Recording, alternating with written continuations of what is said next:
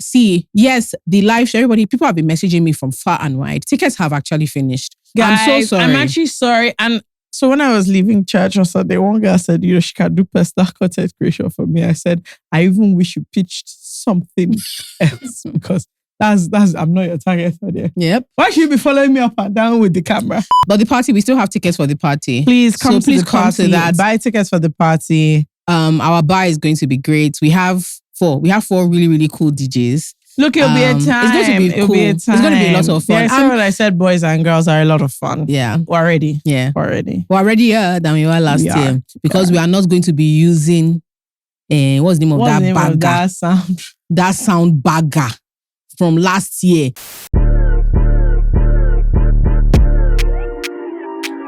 Are you into Bebo? Keep telling people you have anxiety issues. It's a lie. You are just wicked and mad. Look, you've done BBL and we're all happy for you. Carry your new bum and go outside. This is the podcast for you. I'm not poor. Are you sure? It's because they are vaping. Now everybody's marrying on time. At your big age. Wait now. Do you know that I don't have clean pants to wear tomorrow? I said what I said. The Unsolicited Opinions podcast starts now. Please, this is a public place. Hello, boys and girls. Ladies and gentlemen, gentlemen.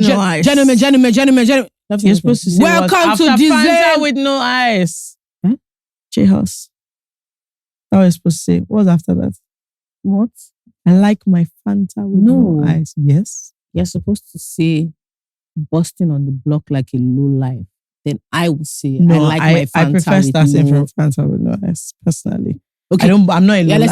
I'm not in low life in Jesus. Start again. I'm not in low life in Jesus. Start again. In Jesus' name. Amen. Yeah, do the one you want to do. I like my Fanta with no ice. She said my lifestyle is not nice. Okay, that's all. You don't know anything other than that time. Yeah, that's a fact. Ladies and gentlemen, welcome to December. December apparently is upon all of us. Oh, yeah. I wish you the best of luck. Yeah. Tread lightly, my dear. Yes. Tread lightly and, be careful. I hope you survive. Yeah. What did we do this episode for, Kemi? It was a bit of a wise and mature discussion. Wasn't it? We've been doing that lately and people have been telling me that they're not sure about it.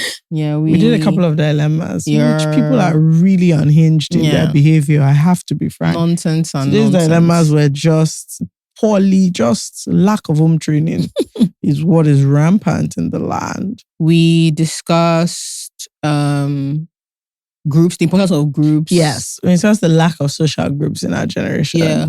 Offline social groups. We spoke about the hyper fixation on wedding days. Yes. As opposed to planning your life with the same vim. Well, so we spoke about warped views on success and money. Our party. Which is coming up. Tickets out now. Go to www.isaidwhatisaidpodcast.com. Get to the events tab. The ticket so buy that your my tickets. December can be sweet. We want to party with you guys. And that's pretty much it. We had a lovely time. We hope you do too. Yeah. Welcome to December. We're getting to the end of the season. Bye guys. Enjoy. Hello boys and girls. Hello all. Christmas, jingle bells. Can we please, let's attempt. Jingle bells tidings to you all. Can we please. Greetings from the North Pole. Welcome to December. Should that's I've been cheers or whatever. Who knows? Who knows what's going on? As you can tell, the bounce has not yet entered the Christmas prayer, but come soon come. How have you been? What have you been up to? What have I been up to? Last week, so I won't go into it. 2 of our friends had lost their parents. So they had their funerals and all the things throughout the week. And I will leave obviously it was a heavy and sad because they both also attended each other's events, which was just quite heartbreaking to observe. And literally just day after day, just going from tribute night. It was, I think emotionally it's very odd that at our age, people are already losing parents, where my mom's friends are also losing parents in their 80s and 90s, but there seems to be, I don't know, it seems like things are shifting a little bit and not in a good way, where more and more younger people are passing away. But that aside, the thing I actually observed or learned in a positive or as positive as you can get from this from this sort of things, so as not to bring everybody deeply down, is two things. For both of them, I had known them, I'd known kind of what they did. The amount of things we found out about them, just in people talking about them after they died, even their families were finding out. It was humongous. And I kept thinking, is it possible to not have it be a situation where it's only when somebody passes that you kind of see the full breadth or appreciate who they are? Is it possible? No, I don't think so. Unless you are sort of like a celebrity in the way that people worship. Yeah. But even at that, when celebrities pass, you find out a lot more about them. So it's just natural for other aspects of people's lives to also be seen to their... I think there's also something about your children seeing finding who you are as a person, as opposed to just a parent, and then your colleagues are also finding out who you are as a husband and a dad, and then your friends you make from church or the mosque find out that you're a different... So people just see you, and then if you are maybe more emotional than people thought or more invested in parts of society people didn't realize, it's always sort of like a death that brings... because everybody from the different facets of your life, hopefully, if you haven't burnt too many bridges, kind of comes together to talk about how they knew you and what they'll miss. And so it then allows everybody who's there see everything that they didn't know. It was really like, in both instances, just, and in a great way, just being like, oh wow, you just saw this person in one way and they were all these different things that it's almost like, I wish I knew this about you before. And I kept wondering, is it possible to kind of have that a little bit? And there's also a giving people their flowers aspect of it, but that's not even what I meant. Just the breath. But you're right, I'm not sure. I don't think it's possible. I'm not sure. Because everybody's busy living. Yeah. So you're not constantly thinking, I should share this with... Or I should like chronicle everything. But it was super interesting because especially in their work, both of them, I was like, when they do all these things? And I just had no idea sort of the impact of what they did. The other thing was, listen, I'm trying to get better at this. We really need to take pictures and document things. It's actually deeply crucial and essential because especially one of my uncles, his tribute book's 400 pages because every single person has 10 pictures with him. That's because lovely. He's the sort of person that like, we used to laugh before. If he comes here now, we're all taking a group picture. And he's taking pictures with everybody. and he's sharing all of them. And in the moment, it's just like every time. But literally all of us had 20 pictures from different times because every time he interacts with anybody, he insists on taking that picture. So I've never seen anyone who has pictures with every single person that wrote. I think that's lovely. Yeah. Because I think that generation really got into cameras. Yeah. I think our parents' generations were the ones who really, really liked cameras as a thing. And so when albums used to be a thing in my house, in everybody's house, because when you visit somebody, you just have, that's what you used to entertain. The stack up. It's just that now they're in a corner somewhere. Yeah, it's just stacks of albums. And in an afternoon that my parents would hang out with their friends, there will be posed pictures and sort of like candids as well. And it wasn't like now where they'll say turn, do this, or the lights, and you'd see a mix of the pictures that were very beautifully taken and the ones that were, and then they kind of stopped, but it's nice that he kind of continued. Yeah. And they were like home videos. There was just so much that I was like, okay, this is what this is for, where at any point in life you could find the reference, you could find a video.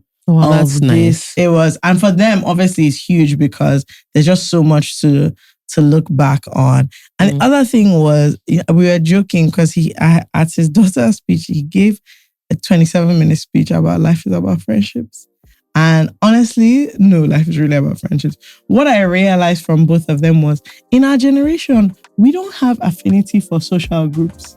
For the past however many weeks, we have been telling you one thing and one thing only. Nigerian women achieve. As you guys know, the co-founders of Bolden are Nigerian American women who have created fantastic products. Fekemi and I are in love with a number of their products. Their eye patches, dark spot fix, their face wash, a number of fantastic products. And I know that some of our Nigerian listeners have been wondering where you can actually find said products. Fekemi, where can they find them? Thank you very much for that question. You can shop Bolden products at MedPlus, Tika 4, Beauty Hut, Nectar Beauty, Cho and Zen in Abuja, and Tulip Body Care in Abuja. If you're outside Nigeria, if you're in the US, you're in Canada, you're in the UK, the rest of Europe, as usual, we are always here being benevolent queens, and we have gotten you a 20% off discount code, which is ISWIS20 to receive 20% off all items on the website. The website is www.boldenusa.com. So please go to it, use our little code, get 20% off. Thank you. Bye. Bye. Because for both of them, all their groups came out, like the old boys groups from different schools, not even just old boys schools, like, groups from Ibadan, Groups from Ikenne, groups from church, groups. They even have a friend group that is named, that has like 14 people in the friend group and a WhatsApp group. And they all came and, some groups had songs. Yes. And like all of us kept thinking, wow, we don't have any group. No, I think Our group has no scarf. we need to learn some stuff from some of the things that are and I think because the fabric of society changed in a very interesting way, we don't know what we've lost with that. Yeah. So I missed both funerals because I went to Capetown partly for work. And one of the things that I found very disheartening was something we take for granted. South Africans don't really leave home, right? Because they like home. Yeah. And they can figure it out. So people are growing up not too far from, like, not just their parents, like their primary school teachers and some old lady, they've known her for 40 years, and her own grandchildren and children, they know that their community is built in a certain way. And so even if you went to school with your friends, so for instance, my dad went to GCI in Ibadan, and some of his friends were Lagos people, some of his friends were in Kaduna, but essentially, Nigeria was not the kind of place that you are running away from. Yeah. So a lot of the idea was that you are with your people and you're growing right along the way. So, but we don't have that. We don't have that. It was funny because they both went to GCI. And one of them went to Ibobi. And even the GCI boys. And Ibobi boys. Even all those little things you could see. But they all came out. They were different sets. I mean, I was like, you men are pushing 70. They have set captain till now. And I kept looking at everyone from my old secondary school now. Okay, what are we? Why don't we have... We don't have a WhatsApp group. My dad and his friends from secondary school, and it's not just friends, acquaintances. First of all, they're all in the group. There is no, these ones are not my friends. Yeah, everybody's there. They have hot arguments regularly. They have I've told this story before about how my dad says people will joke about, maybe somebody gets divorced. Yeah. Or they say no woman can stay with you. Even us in body school. By force, we stayed with you. So, look at that. It's so interesting because when they come out, you're just like, oh, wow, this is a real affinity. And there were several of those across all the days where I was like, Oma, we really don't have social groups. And there were different kinds. Like you said, church, work, affiliated group, like association of this one, that one. Yeah. And it's active. They do things. They meet, even if it's once a year. And I just thought to myself, come on. We really lack, even their friendship group. I mean, obviously everybody has friends, but they have a friendship group that functions like an association. They have a trip. They do t-shirts. Yeah. They have a name. Yeah. Or when one of the friends came out, they called the name. All the rest came out, and I just thought, but this is how you keep life going. You keep different sectors of your life. That was really interesting to me. And I think the main thing really is the intention. Yeah. So social media, which I'm becoming a little bit more disillusioned with, even though I make money from it, which is very interesting. I think when the richest companies in the world and the richest men in the world make the bulk of their money by helping you disassociate Yeah. from society, in that they're trying to keep you on apps as long as possible and disengage from people by telling you that the real friendships are maintained on your screen. What happens is more and more you just let go of the idea of personal connection. And then in our own case, where the country has gotten quite bad and fragmented in a way that your friends are here today and not tomorrow, it's easier for you to buy into that idea that the best friendships are online, and online is the same as offline and all of those kind of things. Meanwhile, you need to go out of your way to maintain friendship. So we had dinner. We had I guess it's our Christmas dinner technically last night with our friendship group, and there were 10 of us. And we casually hang out most Sundays. Most out of the year, if there's 50, maybe 20, 30, which for us is a very big deal. Quite frankly. I think we've done. I can't lie. Yesterday I was like, we've tried. Yeah.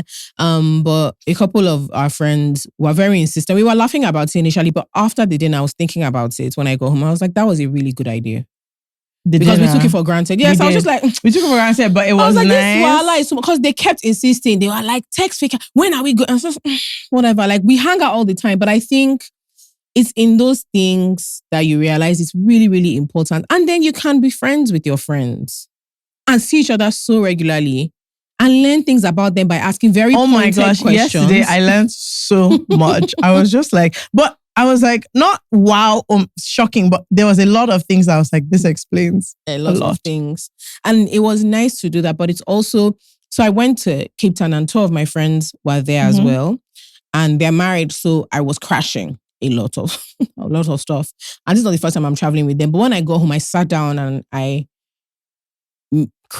text them being like, this is what I enjoyed. Thank you so much. Because I think there's something about the casual nature of our world today means we take everything for granted. And by everything, I mean everything, including friends, because we're so much more casual than our parents, which I really love. But it also means that we don't take enough time to spend active time, spend formal time, and to organize as well as we should.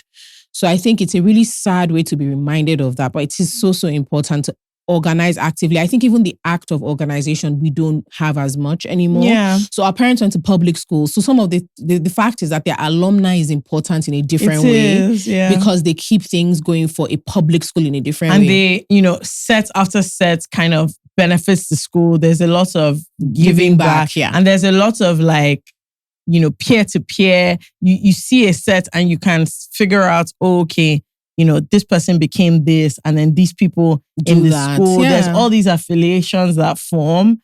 And I think I was just like, yeah, you're right. It's a sad way to learn it. But all of us were like, wow, we really need to I was thinking about adjust this a little bit. One of the things I like about Capetown, and yes, I'm still going back. Don't you worry about that. How we go back. Nothing can make me stay in Lagos for New Year. No. Yeah. Even if I have to sell my nose, even if I sell coochie, I don't give a damn. I'll be going back. It was actually a prayer point. I was like, God, you have to find a way. Now I have no path for me to not be in this place for New Year's. And voila. Yesterday, an avenue popped up. So really? Okay, you tell me about it. I wish all of you the best. But yeah, I was thinking land. One of the things I really like is, and it's so sad to say stuff like this, but one of the things I like about going away is being able to think. Hello, everybody. I'm here with some important, urgent, breaking news. Critical news for you. Missan is now live in the UK, my hometown. In my home nation, Missan has finally come home. Now you can open your very own Euro and GBP accounts right on the Missan app. No wahala. Nothing. No stress. It's swift. It's easy. The fees are low. So download it now, and get to moving. Send me pounds. Exactly. Because it's not only about receiving. It's also about sending. Okay, if you want to test it out, I can shoot you my details. Send me pounds, I'll send you naira. Let's see how it works. Enjoy. All right, guys. So I had very long-winded, winding thoughts. There was nothing that was like super, super urgent. And even if it was urgent, I couldn't do it from where I was. And one of the thoughts I had was just thinking about what it takes to know, and stick with me, what it takes to know things. And it's organized learning. But the older you get, the harder it is. And so, for instance, like my dad has his ICANN people from the different companies he's worked at, and finding information as somebody who runs maybe like a finance firm is easier for him. My mom's MBA group is very active, and a lot of her friends have done different things and they own these different types of companies. So sometimes she might be curious about something and finding that information is easy. And I think, again, because we're so, everything about learning for us now is just check TikTok, just check YouTube, and just ask online. And you're not building these sort of like connections that mean you're able to find specific information easily or differently. And also because you haven't cultivated the relationship, it means making that phone call is harder, right? So I think it's something to think about. And we always think about it from what will it take from me? Yeah. As opposed to what do I also get from it? And I really think about it a lot, even the way we organize around like local governments. And it starts from the fact that more and more we just don't see the point in group activity. And sometimes people will say all these interesting sociological things like, oh, there's no Nigerian language, that Nigeria doesn't have any team. There's no indigenous Nigerian team sports, things like that. Like we don't know what it means to organize. But I thought about it a lot in that a lot of our lives are made much harder because we only think about group activities from the negative and what it costs you, as opposed to what you get from it. Yeah. And like I laugh at my mom. My mom is in all these prayer groups and she has old girls, this and that. And it does take a bit. Yeah. But she gets so much from it. So I was listening in on a prayer meeting she had, and this woman was like, one of her sons is an addict and she's so worried. It's getting so much worse and she's losing hope. And she's bringing it to them because she just wants to pray. And other people are like, don't worry, like it's not just you. And they're praying and they're calling the child's name. And you can just hear the relief in the woman's voice, right? Like these people it's not random. It made me so emotional. You could just hear her being like, ladies, I'm almost 60. This is not what it's supposed to be. And this group, right, is there showing up for you. And then someone's parent will pass. And people remember when somebody's parents passed and be like, it's the anniversary of your mom's passing. I'm so sorry. How are you coping? And I just thought, there are things that we just, everything, phone. I found a group on Reddit. But you're struggling where you are. Yeah. And building those connections just seems, a lot of my friends with fashion businesses have the same problems. And they're not, no group. You can't organize. There's no way currently. There's no way for them to join together, but this is how things. That's how things actually work. That road, that's my local government. I really pity him. Just enjoy your Christmas. That's all I'll tell you, bro. Just enjoy it. That road, right? Now the thing is, my road is long, and now it's like we have to go house to house to get everybody to agree to be in a group, to explain to them what we're doing, and that I'm going to go. I need to get the number. When I get the number, I'm going to put it in the group. Please, can everybody call to shout and complain and stuff like that? But I've just realized that a lot of the stuff we think is super out there is not organized. My friend that's currently in the house with me, I remember she'll get her council charge, what they call this thing, council tax. Once she opens it, I'll just see her muttering in the house. She'll get angry in her house in London. She'll get annoyed, she'll complain. The next thing she say, actually, I have to write a letter. Is there anything that's wrong at the moment? Because it's like, no, actually, this is my right. This is my right, and I'm engaged. And her corner, or her I think it's her, I don't know what to call it, like the suburb area that they have their own group. And they move. They have their own group, and they're very active. If anybody is doing anything in the house and your builders are making too much noise, they put in the group. Tell those guys, they start working at 6 a.m. Shut the fuck up. Okay, some of us are trying to sleep. If there's a small, when I say pothole, the hole can't be bigger than this. They will write to the council, hello. It's very important.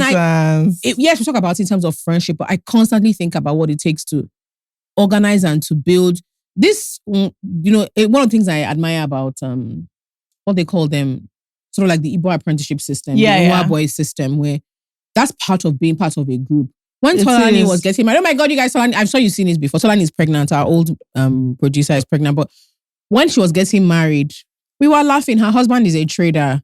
They all came on his row. They all in Mandilas on his row. They all came They brought they a big that as in check they was printed heavy. a big check as his as his fellow role. Mandela's boys as his role. From his role. And they were like, you know what? We're here to they came and they said this, we're here to represent our the people. role. Yeah. And it's just they're just things about having affinity. When his shop when his shop got damaged the first time, people put money to they did. like his role. Like it is organization. No man is an island, and we think about it from very interesting. Yeah. For me now, it's more thinking about like, and the thing is, when we say structure, it doesn't have to be that deep. And that's why, if you even look at alumni groups, every year or so they change the person that is in charge of organizing, just so that it doesn't have to be that serious. But I actually think the structured community is too important. Mm-hmm. It's too important. I was joking with a group of friends were talking, and they're all moms who have like children across maybe like 5-year age range. And we're all very good friends. And they were talking about a particular thing. It happened to be wipes. And they were just like, wait, how come we've never had this conversation? Where all of them were just saying, they found this. All of them found this one wipe that they now use separately. So one person had told one person, but they were all now discussing it, and they were like, do you know how simple this thing would have been if we even just had a group where someone is like, I beg, what wipes are you guys using? But all of them had found it in a different way. And we were laughing at them that this is so crazy because we see each other all the time. And so, but in this particular context where it's about their kids, they don't have, even all of us that have businesses, it's a very interesting thing to me that our parents seem to have gotten. Yes, they understood. They understood it like the role of having an. To be honest, my mom is in 2 million groups just on Sunday. But it also makes her life richer, though. Just on Sunday. Because for someone who is retired, I'm like, you're actually so busy. What are you doing? She's like, this is the point of the groups.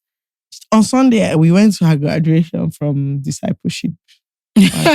Discipleship wanting. And once again, had to go. There was lunch with the group again, and we were just like, Mommy, honestly, you're like somebody in primary school. Your schedule, I can't keep up. There's so many activities. So my mom was in a discipleship group. My cousin was in the same group, and she's that's something.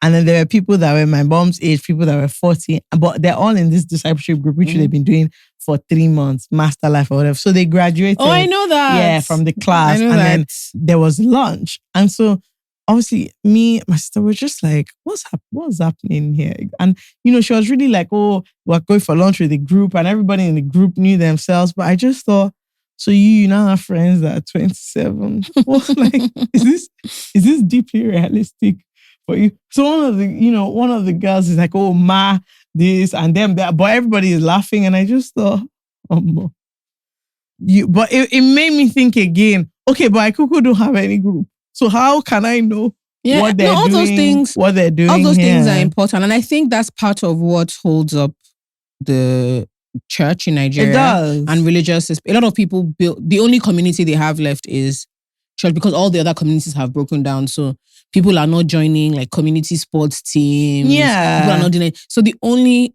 thing that really holds them together week on week is having sort of like a community with their church people. Yeah. Right. And I see guys have this. I have a friend that he takes his there's a Monday evening and Thursday evening football. Yes. So seriously. Oh yeah. Because it's just like, honestly, it's for me to just, as in for my head to just release and relax. And there's all these different people that are there. They mix in different teams. And so you wonder, how do you know this person? And they're like, they play football with us. And it's things like that that I think just, they add to life. It's very important, I think. Anyway, so that was my own key takeaway. And that's pretty much that. How was Cape Town? It was incredible. That's all I'll say. It was really, really, really, really nice. It was very, very, very, very, very, very nice. Also, we were asked a question about our favorite holiday, and I thought about it again yesterday. I think I like traveling with my female friends. A lot. Yeah. It's a lot of fun. It's a ridiculous amount of fun, particularly when you're fundamentally serious people that choose blocks of time to be deeply unserious. Yeah, and especially when nobody is like too high strung to the point where when there's no real issues, it's just so enjoyable because you're just like, why are you here just to play? And everybody's just going about their business playing. It's really fun. Too much fun. It's really, really a lot of fun. A bit too much fun. And we're not losing, but it's becoming harder for everyone to find the same time to do things like that, which is a bit of a shame. But again, I think you just have to plan on time. But because so many people are in different places in life, you know, it felt easier before when you know that you're all on summer to travel. Now, by the time somebody's pregnant, somebody's starting one thing here, somebody's moving to this country, somebody's doing this one. The times are just very, very dynamic. Yeah, I think we need to just try more. Yeah. Is the moral of the story. We definitely need to try more. I also made a new friend while I was there, which was nice. And I got recognized. If you said, there's a time that me and Fake were all matching clothes one day. And I think someone who listens to the podcast thought it was both of us, and she saw us across the road and she just started screaming, "I love the podcast so much." I don't want to attempt a South African accent. But she's like, "I love the podcast so much. You guys look so cool. How are you?" She was not shouting from across the road, but it was very, very nice. To be fair, I've been called fake more than once. It was very, very nice. But yeah, it was just nice. Yeah. I went to a wine festival. How was that? It was wow. And do you like wine? No, already. So it was like we can't call it champagne because it's not from the same region, but it was like sparkling. Wow. Oh, everything. Yeah. Wow, so what happened was you would pay 400 rand, which is maybe 20 something pounds. Yeah, $30. And you get entry in, but you get 10 tickets. And then you can go to different each farm and wine manufacturer had a stand. So you can go there to get a taster. And they'll tell you, like, some tasters is just one ticket, some is 2, some is 3. Depends on like how bougie the wine is or what they've decided. And then you could also buy bottles if you wanted. So we did that. But it was just it was so nice. And it was just for the deal. It was 10 a.m. to about 4 p.m. Yeah. And it was in, let's say that there's Capetown, there's the city. This was in the equivalent of Lagos, Ibadan. So you drive for like an hour and a half. Wow. It was really, really nice. And then there was Those are the kinds of things that I'm like, we really need. There was a nice DJ. It was very chill. And then we bought some bottles. One of the bottles broke in my suitcase. Because I don't know who I thought I was. I didn't put it in wrap. Why? I don't know. We didn't think about it. We were playing too much. Because the funny thing was that there was also work. I'm also very intrigued by, let me talk about work a little bit. I'm also very intrigued by like the startup ecosystem in like Africa. So I met a couple of startups while there. I didn't talk about startup-y things. I spoke about like storytelling and kind of like figuring out how to just kind of talk to people, because obviously if you've been in your bubble creating a product, you understand what it is technically, but how does that translate to talking to people about it? Anyway, the ecosystem is very fascinating, and more these days is something that I've thought about generally. Having too much time to think. Fascinating in seeing how people engage with. So when the tech scene started to bubble, it had a very life-saving element towards it. A lot of it was marketing, obviously. Yeah. But it had this idea of, we really want to fix big things. Yeah. Interesting like big things. Big problems, and even small problems. But the idea around it was, we really want to make people's lives sort of like easier or more convenient or solve a problem. And sometimes these days, I think the world has changed. Like, capitalism has become so rabid in that it's about building money on top of money. And features are not about problem solving. It's about increasing shareholder value. And so you get a lot of fluff where when you're starting to ask practical questions, you come off as antagonistic, because it starts to feel to some people like a game is being played here. And the game is figuring out what feature you are building that a bigger company can tack onto their current offerings to increase shareholder value, because this offering makes a nominal difference to the product. And there was that, but then there was also so many interesting things of people still very invested in fixing like a big problem and helping people's lives helping people reclaim. Was there like a super interesting startup? There were a few. So there's one there's a woman who I met who I really, really liked. She's in her late 40s actually. And her startup is called Squirrel Away, I think. And it's helping parents. It's something that might be available in other regions, but it's really about helping parents and people who love small children from very early on. You're basically helping them build their investments and savings profiles. Yeah. And I was chatting with her. It wasn't even about her work. And then she was talking about how the thing that changed for her with motherhood was mortality. And just constantly thinking, because she says she started late. She feels she started late.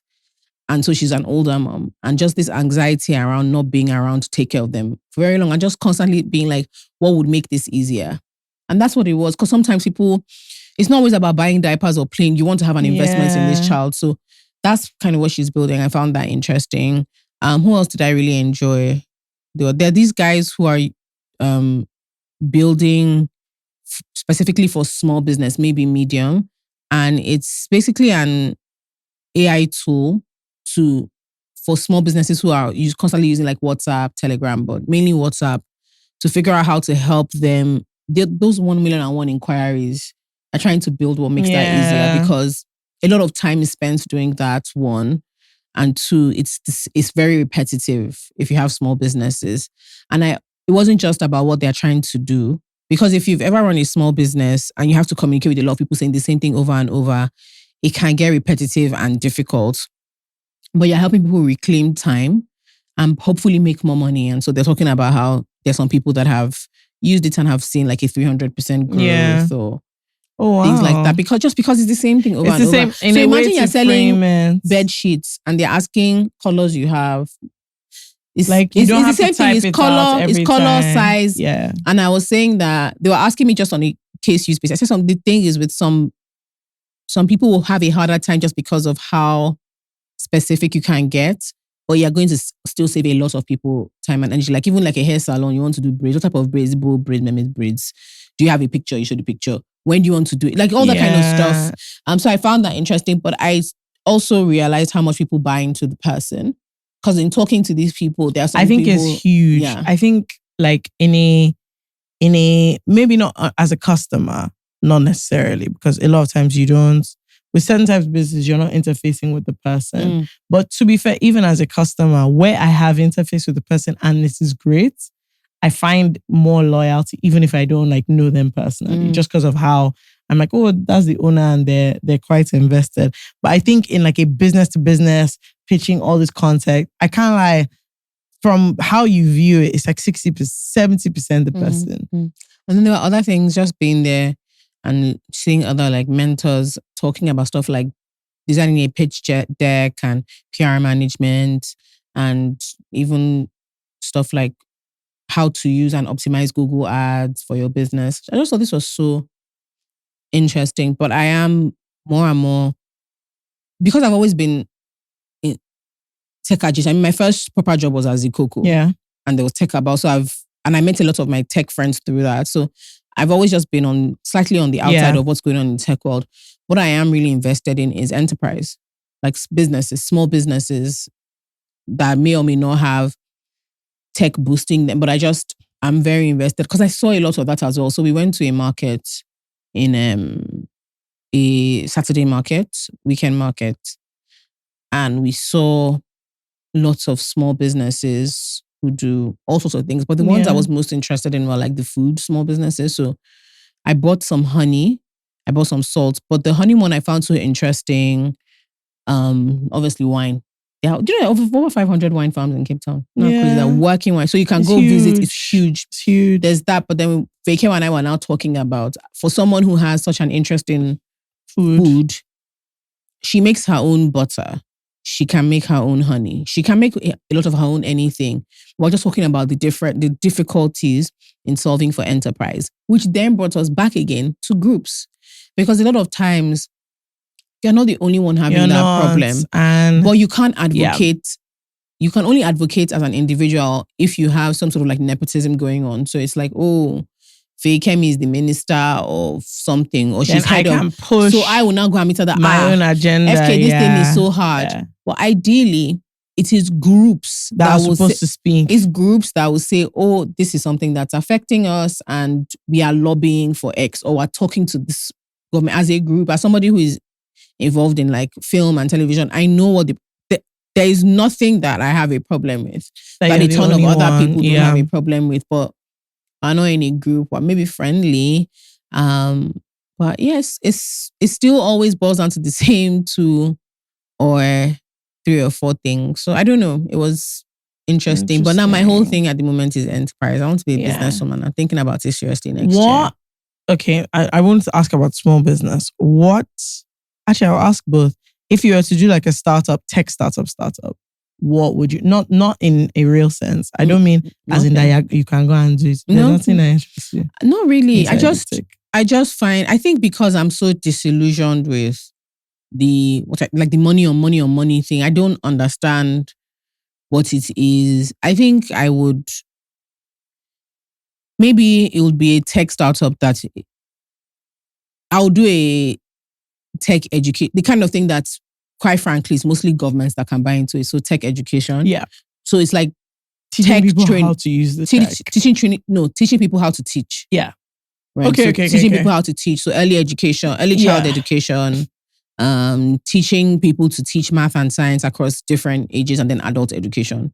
I think that's something that I think that's the only thing I would be passionate enough about, to figure out how to teach young people to teach and to teach them to teach well. So what happens, I think, these days I see with a lot of Nigerian teachers is they know the stuff, but they don't know how to teach different age groups. And so they're also not teaching in a way that the children can learn faster or can learn creatively.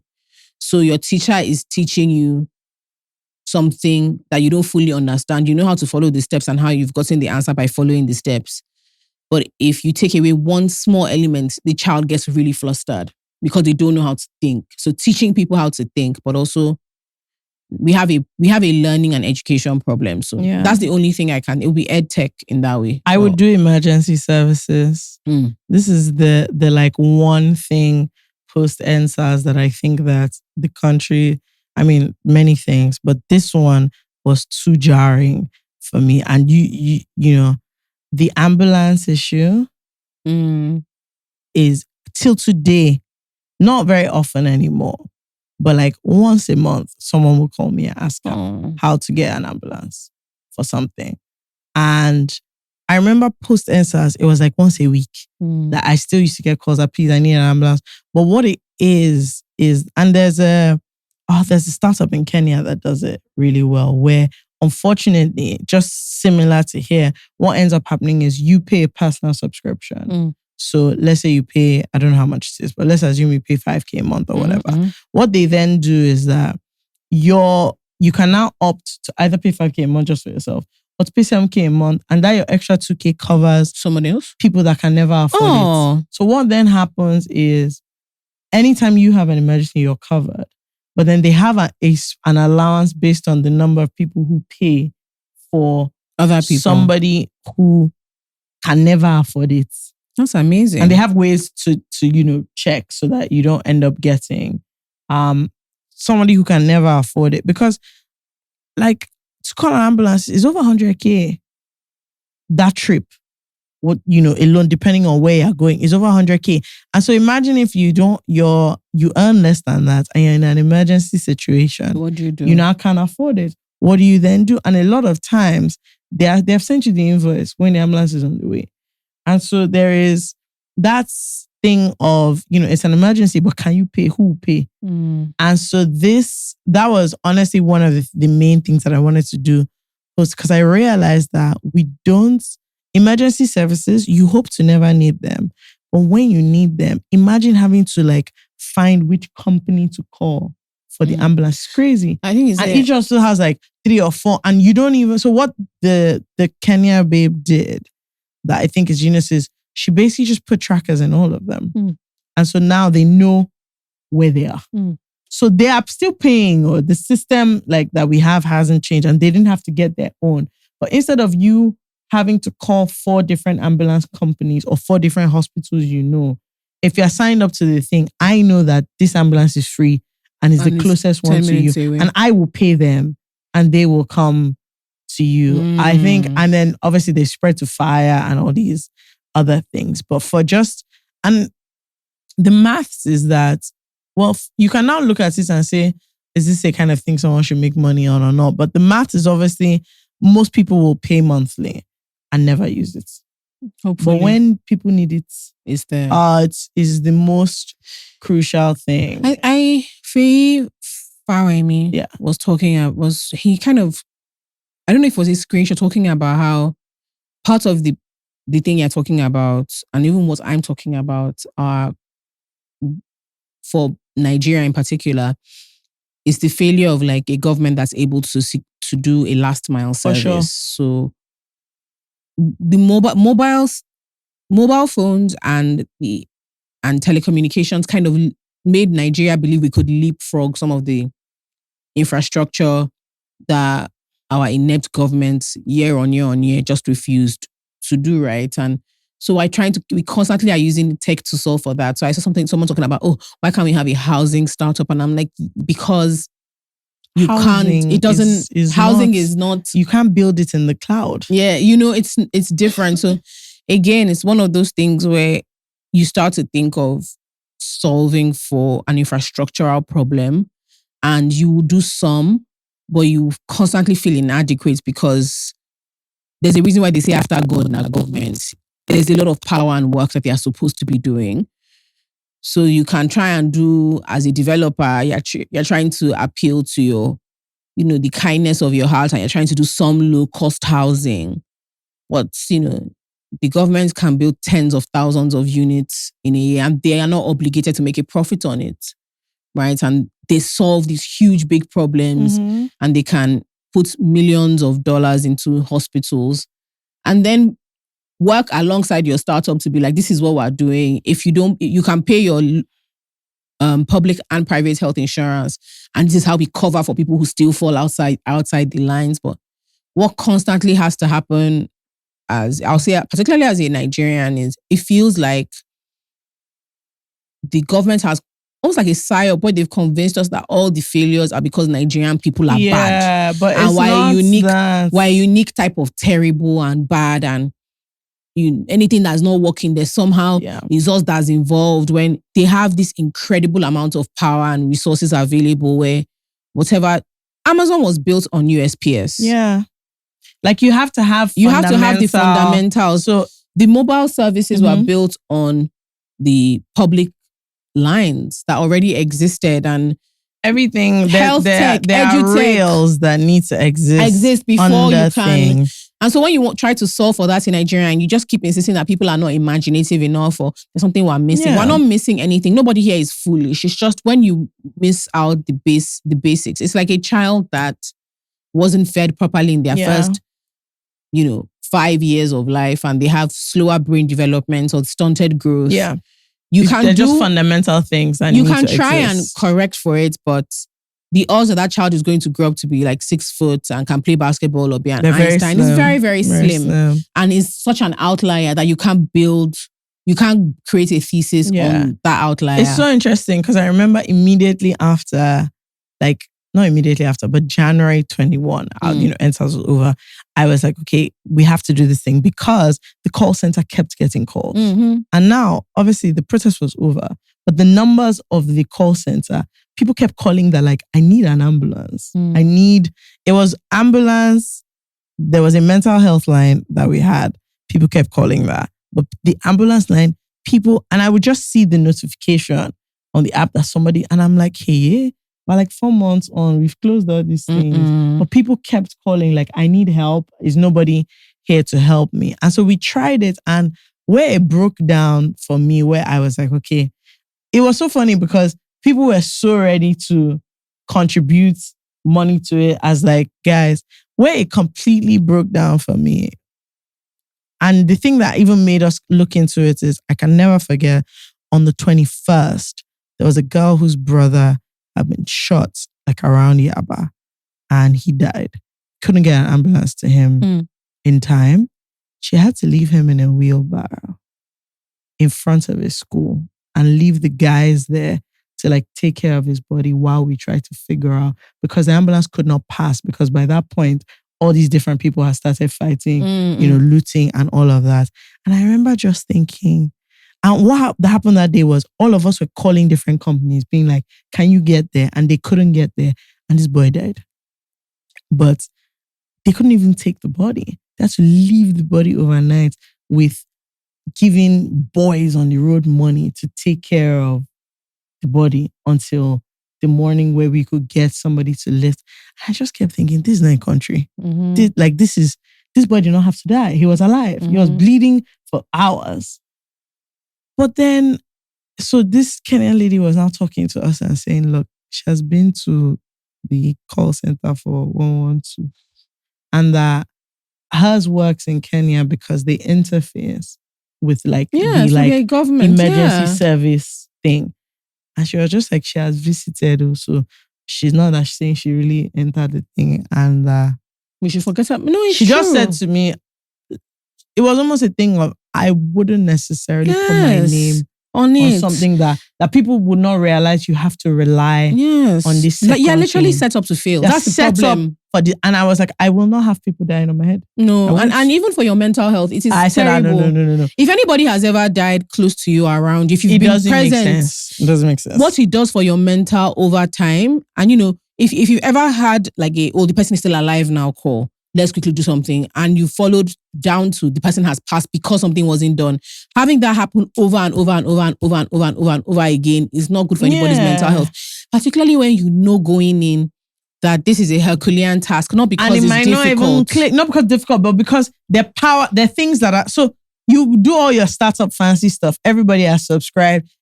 Somebody has an emergency, you can track them, you can get the ambulance, and then you get to where you have to interface back end with like the state helpline. No. Forget about it. And you can't get through. Yeah. The network is not going.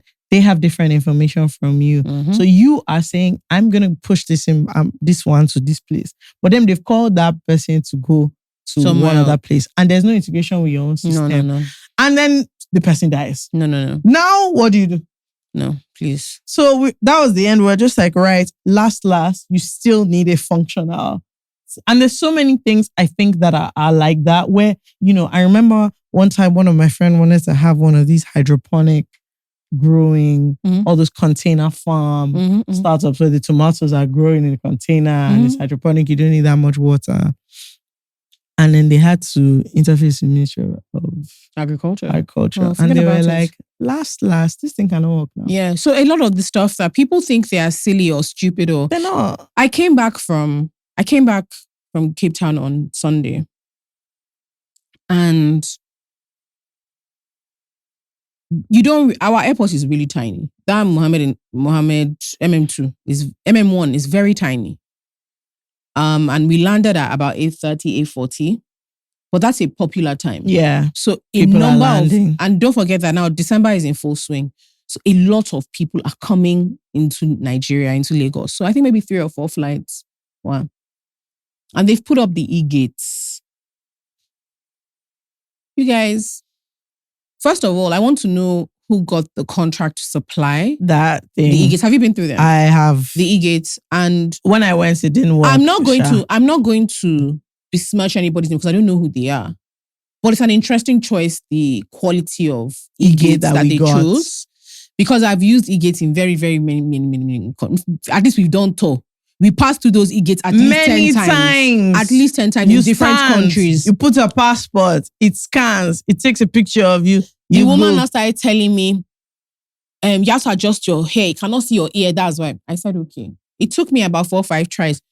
Fikem, do you know what I now noticed? That really busted my brain. And I really would like to be proven wrong because I know Lagos State people, federal government people are convinced we hate them. We just talk for fun. We're constantly bad-mouthing them, etc. So I really want to be corrected. So somebody who watches this should please, let me know if I'm wrong. Get the information. Color me shocked when I started seeing almost every single, so I think there are about 6 or 7. And there's like an accompanying like airport staff or somebody that works at, with And then they're holding walkie-talkies. So why am I hearing access gate 5? I said, no, I know you're not calling. I know that you're not manually. So opening this thing. I said, no, I kept saying, no, it's not possible.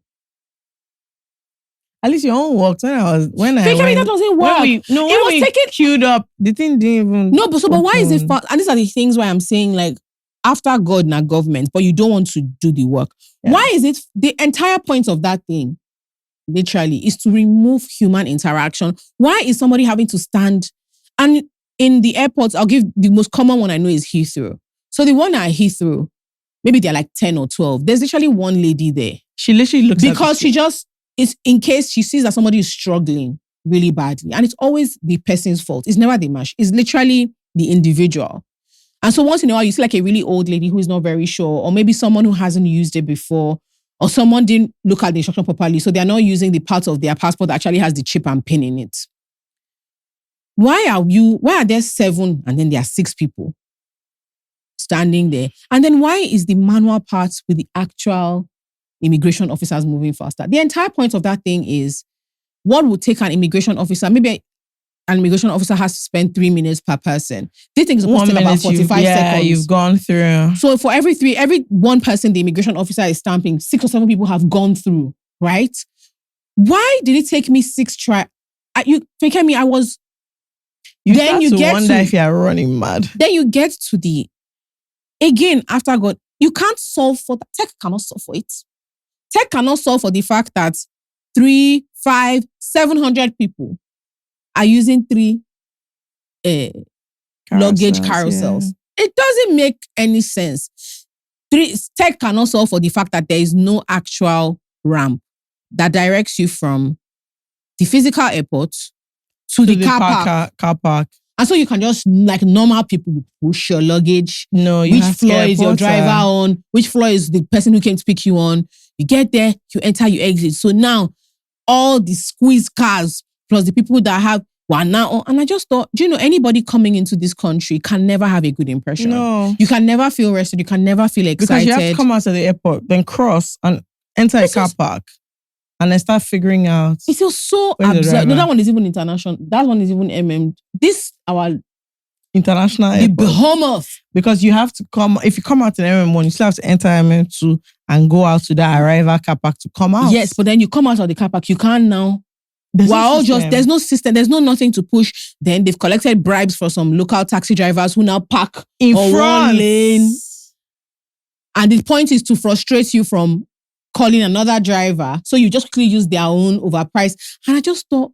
And then I have to go to a stand and pay for my tickets. I just thought... I was just constantly thinking... The trolley. What is this? And I saw one woman, she was shouting at her daughter, how much did you pay him? The guy that pushes the trolley. She said, why are you helping him? Waste his time, is very silly. Did you pay for it? Okay, you think you're sharp, Abi? My children don't live here. You think you're sharp? She told the man to carry the suitcases one by one. She was very irritated. She said, oh, you think you're smart, that my daughters don't know ball. You thought you collected money from them, Abi? Then me, I should drive forward to meet you. She said no. And so when other people were initially annoyed, like Madam, when people now heard, everybody to calm down, carry the suitcases one by one. Carry, you think you're smart, Abi? So it's just all those actually, you small can't things. Solve for all these things. You can't solve for because at the end of the government day, incompetence. You can't. And there's so many big challenges that you want to solve with tech that you realize where your problem is going to end up in a local government chairman's office. Your tech challenge, you are going to be calling honorable one thing because you cannot push it forward. So sometimes I'm just like, no wonder everybody is doing transfer because at least that one, there's already an established way to go about it. Everything is just... it's one thing after the other. Shall we do some dilemmas? Mm-hmm. Okay. This person is called Girlfriendship. Please read. She says, hello all. I'm debating whether to tell my longtime friend since 2009 she's not invited to my wedding or just let the friendship fade. She's been consistently uninvolved in my life and very dismissive. When I told her about my engagement months in advance, she just said, congrats, no follow-up questions. But on my actual engagement night, she asked the hen, who are you even marrying? And made references to an ex. She then laughed and said, hope is you reading my messages, Sha, know your man, as if the whole thing is a joke. There's also a pattern where I was always the one checking in, and when I asked how she's doing, she responds but never asks, and you? Looking back, I'm even remembering how in uni she told me she was talking to my ex, who treated me very poorly, and flying across the country to visit him, saying, I just want to chop his money, Sha. At the time, I let it slide because I genuinely don't think I own people. My intuition has been off about her for a while, but it's like my eye is just clearing now. Should I tell her directly that she's moving weird and I'm done, or just ghost? I'm naturally quite non-confrontational and leaning towards ghosting, just letting her notice through social media that she was not included. But I'm not going to lie, I'm genuinely hurt by this. Thanks for reading. I'm sorry that you're hurt, but this person doesn't really deserve an explanation. I'm sorry. That's not your friend. That's not your friend. You don't actually... The thing you want to do, this is not a person that you take that kind of consideration for. Let her find out at a later date. Yeah, I don't think you need to have like a long-winded conversation. No, you don't. And if she then calls and says what's been going on, because the danger here is that she's going to say that's how all these girls that are getting married drop their friends, etc. And you can just tell her that you've just been acting weird for a while. And I don't think this is one of those things that needs a conversation. If she insists, you explain to her all the things. Let the burden to figure out what's going on be on her. Yeah. Definitely not on you. This one is a clear case of you even wait, because when you get there, you'll be annoyed. Because in you reaching out to do the sensible thing, I promise you'll be annoyed at the way she now responds, which is not really what you want. Do you have one, or should I read another one? I do not have one yet. Okay. Up next, we have someone who calls themselves Lost in Time. Says, hey, Jules and FK. I hope you guys are well. I'm a Congolese girlie living in South Africa, and I absolutely love you guys. You say everything I'm too shy to say. My dilemma is this. I'm currently 26 and I'm building my career in the finance world. I struggled a lot due to my poor background, with my parents having little to nothing in financially supporting me through school, and tried applying for scholarships, but those applications were not successful and I eventually gave up trying. My parents didn't meet the loan requirements from banks, so that fell through as well, and I had to look for work and try to study at the same time. Because of the intense pressure I placed on myself to succeed and balance my work life, I fell into depression and failed repeatedly until I was academically expelled. I took a break from school and focused on working and saving instead so I could go back to school. And now I think I'm currently in a good place. I've gone back to school to finish my accounting degree and I'm entering my final year next year. The problem is I feel very lost. I don't know if this career is something I want anymore and don't know how to communicate this with my parents and myself because of the years I've put into getting my degree. I started university in 2017 and don't have a degree yet. And all my peers that I started with are currently chartered accountants. I don't know if it's me getting cold feet or being scared because I'm almost at the finish line, but I am really lost. My interest has moved from accounting to starting a business, and through the years, I've had various business ideas I buried because I don't have the capital and feel... Sorry, I just missed it. I don't have the capital and feel that I would be a failure if I drop my degree to start something very risky, especially in the current South African economy. I feel grateful for where I am. Why you disgrace me? I feel grateful for where I am, but to start over would mean that everything I struggled for was for nothing, only to get back to the starting line. I really appreciate your feedback. And do you think I'm being irrational? Thank you, guys. My sister, you must graduate. You must. An accounting degree can only help your business. I don't understand what the disconnect is. Yeah, I don't think I'm getting why it's an or situation. No, you must finish that degree. You actually have to. You have to finish your degree for multiple reasons. An accounting degree is incredibly valuable. Right? So I know like the global job market at the moment is really, really tough, but being an accountant is nothing to sniff at. Apart from the fact that you've worked very, very hard, you have to finish what you started. Particularly on a journey that was so difficult. Dropping out at this point is an exercise in very bad judgment. It's not anything else. It's not even about cold feet. You can have cold feet and continue, but it would be an exercise in terrible judgment because this is an extremely practical degree. You're not doing like me that was playing philosophy and politics from what's that? You're doing a very, very practical degree where you become an accountant. An accountant can work anywhere. Any company needs an accountant. And those skills are transferable. Deeply transferable skills, especially for somebody that owns their own business. A law degree, an accounting degree, don't sniff at them. They are not sexy. They can be boring. It can feel a little generic. How there are so many of us. But like, honestly, business ultimately is about those numbers learning. You must finish that degree and you must be proud of yourself because you didn't have a conventional or easy path. You didn't have easy funding. You didn't have an easy time. Nothing came easy. You actually didn't even do well at school the first time. And now you're almost at the finish line and feel, I don't want to work as an accountant. So maybe this degree is irrelevant. It is not irrelevant at all. You must finish your degree. You must give your parents the benefit of feeling like, yes, we weren't able to do this thing for her, but she's done it for herself. And she has the capacity to take care of herself if anything kind of like falls through. You're an immigrant, you're an African immigrant in an African country. And a lot of people don't talk about the peculiar difficulties that come with that. So you have to respect that difficulty as well. And constantly remind yourself that you don't have the conventional path that a lot of people took, but you're doing it anyway. And you're doing very, very well. So please, my sister, I think you must graduate. You need to just change your thinking around it. Honestly, you're on a good path. Excellent path. And it's very important to have a net to land in. You have a degree. Yes, you might not like it, but if worse comes to worse, you do a business later, it fails, you can go and get a job in it. It's very important. All this thing, sometimes this thing of, you can just drop out. You can just, please, we need to understand the different cultures that we're in. Yes, please. A dropout in San Francisco does not function in the same way as a dropout in South Africa, my dear. I want all of us to rise up. Also, you are graduate, very important. You are Congolese. Juju is what they are doing on your head. Okay, now. Okay. Your mother's prayers. Okay. It's not, imagine her going to tell her mom that, hey! Please, we are Africans. We believe in jazz. They are banging things at your father's front door. Be a graduate is for the best. Let me not lie to you. It's actually for the best. Because anything can happen in life. That degree that you hate now, it can help. It can help my sister. I know it can help a lot.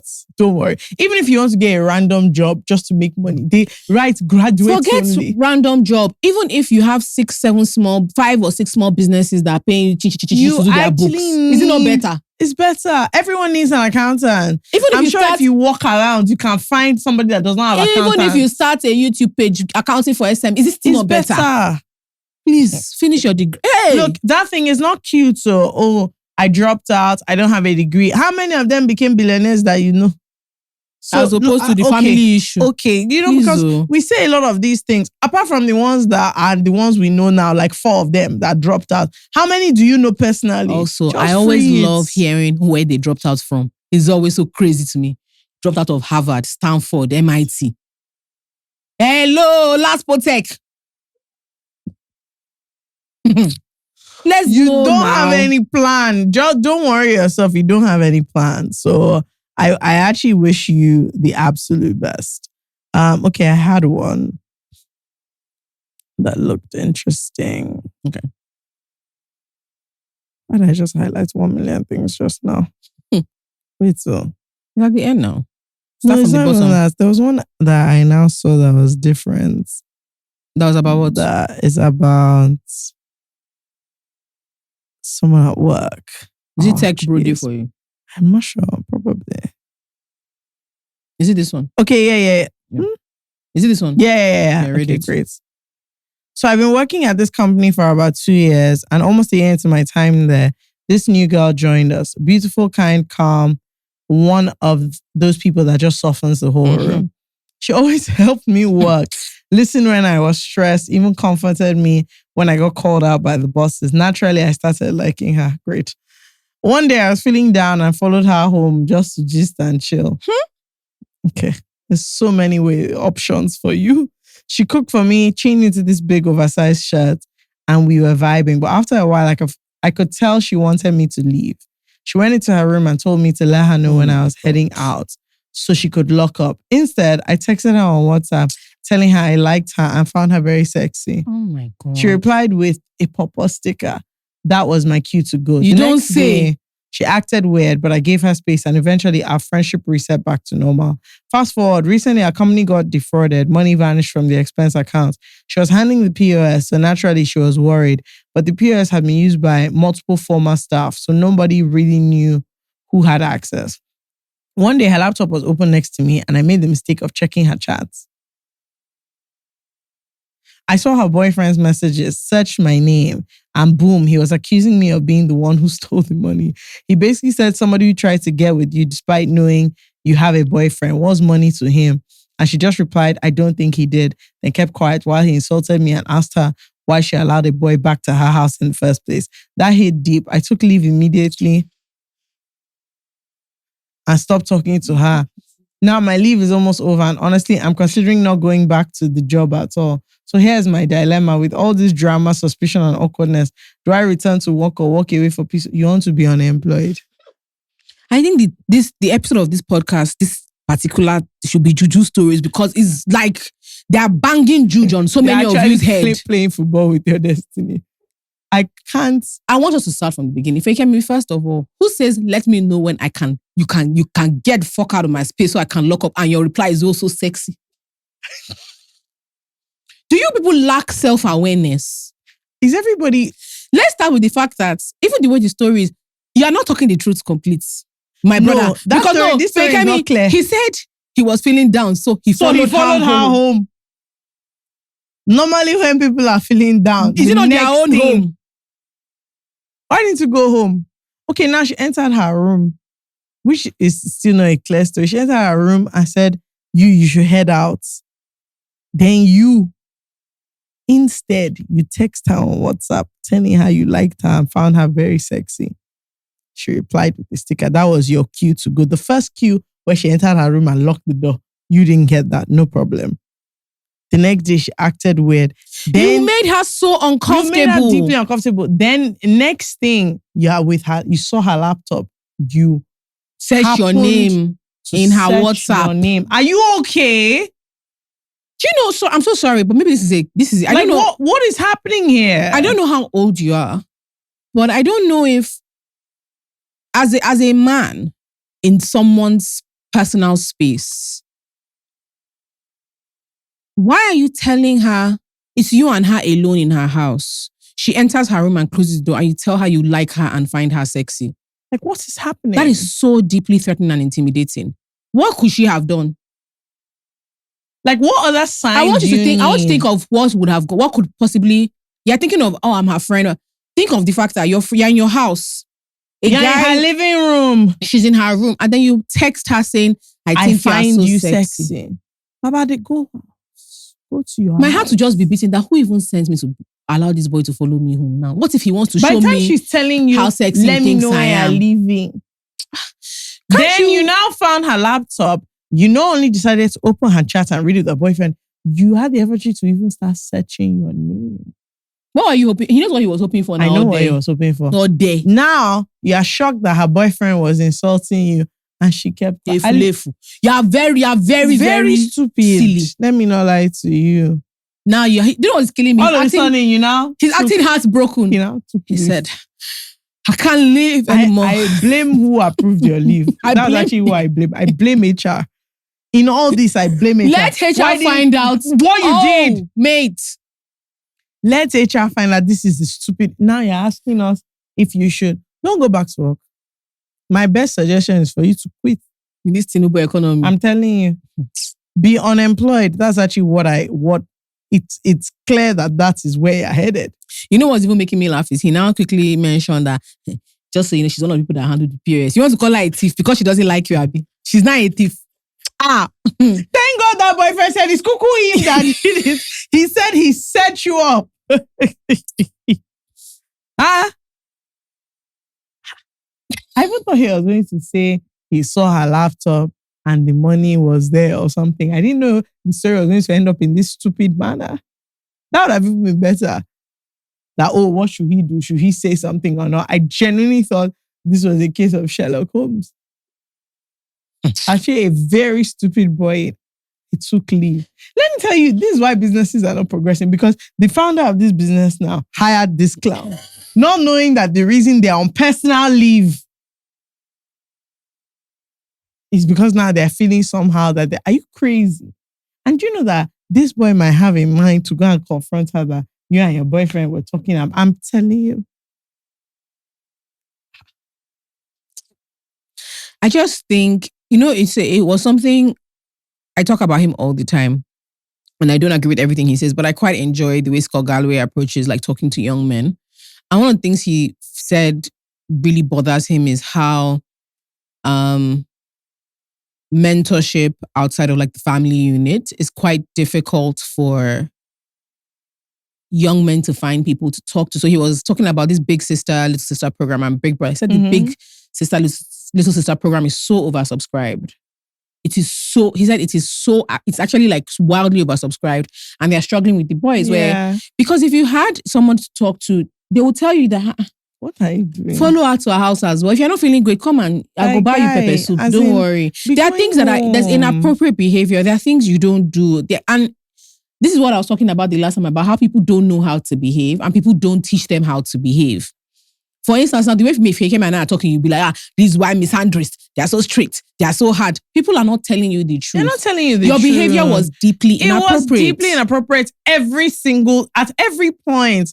Next thing, you're invading her personal space, going through somebody's life. What? I don't understand. And the problem I have is you feel not just justified, but annoyed in your anger. You even had the guts to even write to this place in the hopes that one will support you. What should you do? What do you mean, what should you do?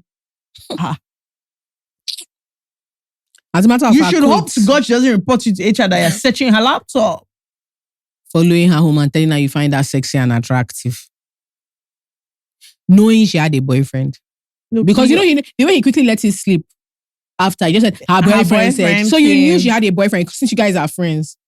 Anyway, please, I think you should definitely not go back to work. Personally, what I think you should gain from this, that unemployment you're looking for, maybe the economy is not really doing you like that. Because this, I took leave, it seems to me that you are deeply dramatic and I think you should charge forward. I think it's actually for the best. There's one you highlighted I must read. Wealth creator in distress. Says, hi, Jola and FK. I love the pod.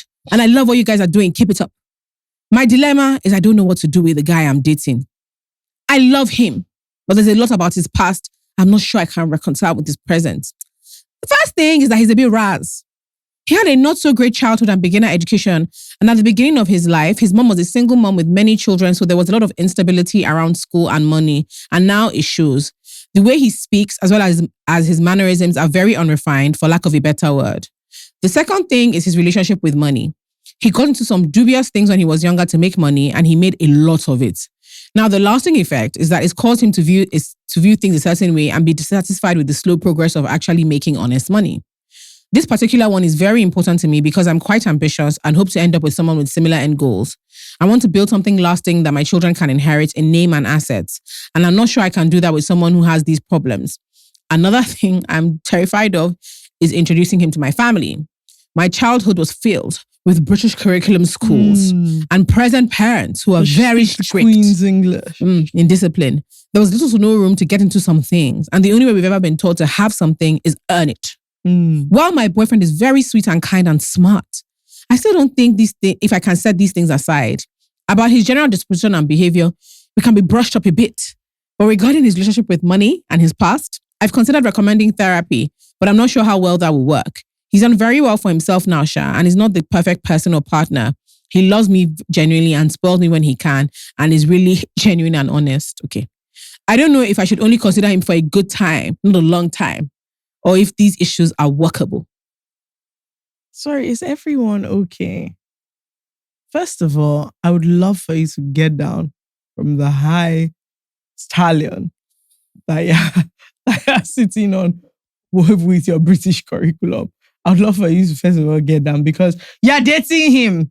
Do you know, I can never understand this thing. Oh, I think he's unrefined. Oh, I think he's raz. He did Yahoo before. He did Yahoo. All of a sudden, you have a problem. That's your boyfriend.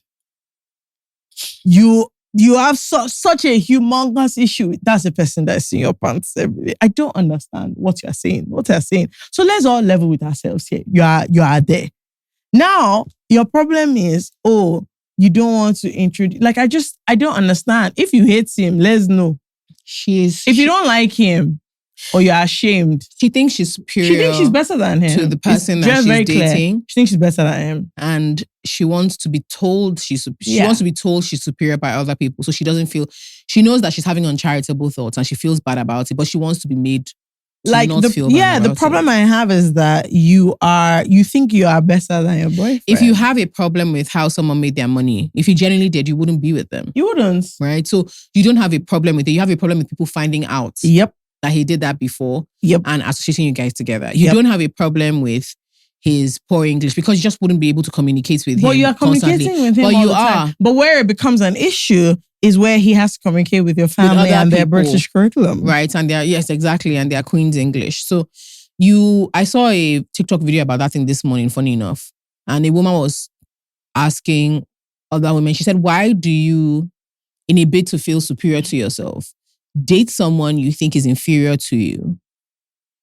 Enjoy the worshipful aspect of that, in that if he's also aware of this dynamic. There's like a grateful element. Yeah. But then over time, you become resentful of it and try to co-opt people into joining you in that anger when you made that decision. So early on in the relationship, you found out he had to speak to you to get your attention, and you kind of thought You thought I don't know. You found out about how he makes his money. You thought you know about some people don't care what other people think about their relationships. You're clearly not one of them. Yeah, you care like so mad. What are we talking about? Do you want us to say, oh yes, use him for now, or like brush him up and then present him to your family? The truth is that you already view him in a certain way. You do. And you are setting up a dynamic. It's not going to change. A dynamic that is awful for him, frankly, moving forward. If your genuine issue was his relationship with money, how do we change that? And that was your focus. That will even be a different thing. That is a thing that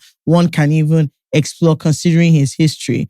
But like, it sounds like that is there. But then there's all these other things about how you need to brush him up. And frankly, if you're with somebody that you think that before you can present him, you didn't brush him up for yourself. Yeah, it's for other people. You are okay, for other people, then I just think it's a weird dynamic. Yeah, it might also be like being a bit more honest with yourself. You found a rich guy that you want to have fun with, but you feel like that's too transactional for you. You don't want to be that babe. You don't want to be that babe. You don't want to say he has a lot of money and I'm chopping the money and enjoying it. I'm managing all these other things. You want to now try and figure out, do you now start, even the question of, should I just say, oh, he's for a good time, which is like a designation that allows you to continue with him, even though he's this and that, because now you can be saying to people, no. It's not that I'm serious. just here to just chop his money. It's not that serious, blah, blah, blah. But you're already his girlfriend, which means you also kind of This like is him. why the Nigerian police actually has to take away everybody's mopo. Because they should be arresting thieves. Do you understand? There's not enough police to do investigative work and arrest criminals. That's why you're writing this thing boldly and bravely. What you're doing is somehow. Let me not lie it's not. to you. I think there is an element of. It's somehow. You know, when people think our society has made people believe that being sharp extends to every and anything. And so you can pretty it up in all sorts of like English and say all these weird things. But if somebody says it like flat out, you feel somehow. If somebody else said, oh, you're using him for his money, you say, no, say you say no. And because it's like, you think you're better than him, so there is a thing of, he's lucky to have you. He has money. You have some issues. And now you're trying to figure out how to package him for it to be palatable for people in your life. And I just think it's somehow for him. Why the hell? If he was telling you this, if your dilemma was, imagine this man is trying to package me so that... for other people. Or you saw him talking to his friends like this about you. Yeah, and saying, I don't really know about her. You would start feeling somehow and you would be right. So personally, I think that you need to understand what it is that you're doing. If you don't like the man, please leave him. If you don't like the man, leave him.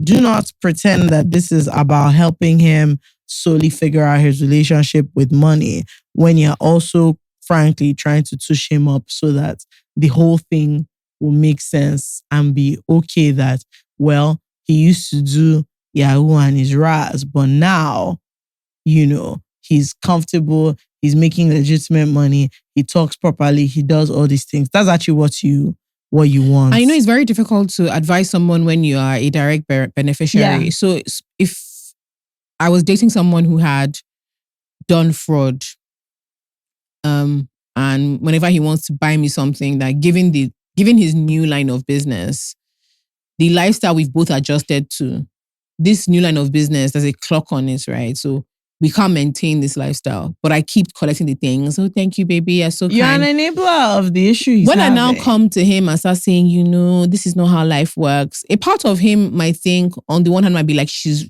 being honest. But on the other hand, is like, but she constantly wants these things and collects these things from me. So what she's saying, like, you're not consistent, you're not like, honest. if you wanted him to really get into the line and you're like, see, you have to start managing your life as somebody with this money now. You need to make sure that the money you made expense, all this is spoiled me. It might be different. Yeah. And I'm not sure you're prepared for that, because now you want to also use him for a good time. I think you first need to like admit to accept how you really feel and what you really want in this situation before you go forward. Because I think the primary issue here is one of self-deceit and not wanting to be the bad person, which you are. Can you date someone with dodgy money? No. That no is very fast. It's not realistic. It's not realistic. It's actually not realistic, because I know myself. Fight me once. And you just start saying rubbish, yeah. Fight me once. Yeah. So it's not realistic. Yeah. Because it can't work. You will hate it and I will hate it too. Yeah. I know I'm very somehow. Yeah. It will come up. Yeah. Many times. When I was in Manchester, there was a guy that really, really likes me. And I just thought, what do you do? And I was whenever I tell people how naive I used to be, people don't believe me. I was very, very sheltered. There's a lot of stuff that just wasn't clear. And I remember the day I realized that, this guy bangs fraud. I was so aghast. Like, I was asking someone that, do you think there's a way I present myself that made him think like this is what this would be okay with me? Because he would always be like, he wants to take me to lunch. It would be like for Manchester, like a fancy place. So let's go to Selfridges. Let me buy you this. And I used to think, I've Googled your son name. I've Googled your name. Like, I can't see anything. I was so the day I realized this guy bangs fraud. I think he thinks I was bipolar, because it was maybe in between a conversation.